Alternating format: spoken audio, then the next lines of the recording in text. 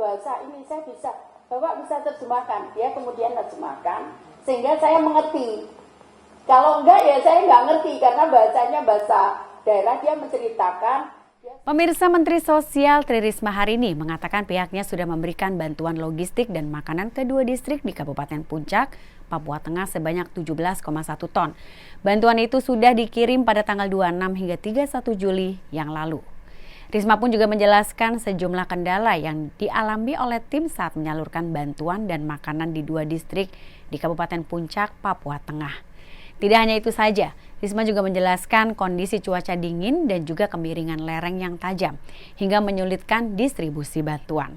Bahkan Risma pun sempat menangis ketika dijelaskan soal kehidupan sosial rakyat Papua yang tengah kesusahan namun tetap bisa membantu satu sama lain. Dilansir dari Kompas TV, sebelumnya Risma menjadi salah satu yang ditugasi oleh Presiden Jokowi untuk menangani kekeringan di Papua Tengah. Kondisi ini terjadi di distrik Agan Dugume dan distrik Lambewi yang terjadi disebut-sebut karena adanya kekeringan dan membuat masyarakat kekurangan makanan.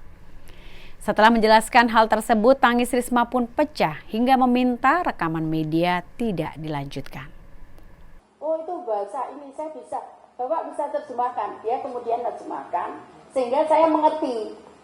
Kalau enggak ya saya nggak ngerti, karena bahasanya bahasa daerah, dia menceritakan. Dia sudah datang ke sini sekian hari jalan, minta bantuan saudaranya nggak ada. Kemudian jalan ke sini minta bantuan saudaranya nggak ada.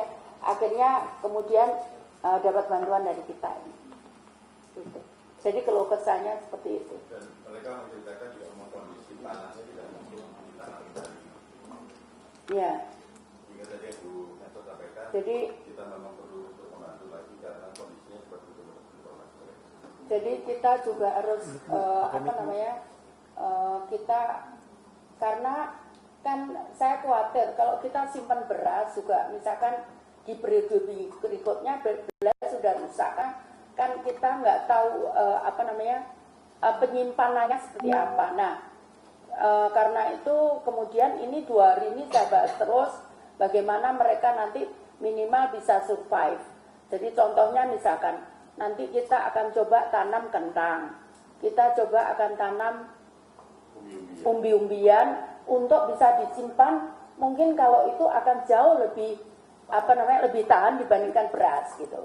Nah, itu satu. Nah, kemudian kita juga untuk buffer stok daging, kita komunikasi dengan gereja bagaimana nanti ke depan kita akan belikan babi untuk dirawat. Nah, kemudian pada waktu musim begini mereka bisa makan gitu.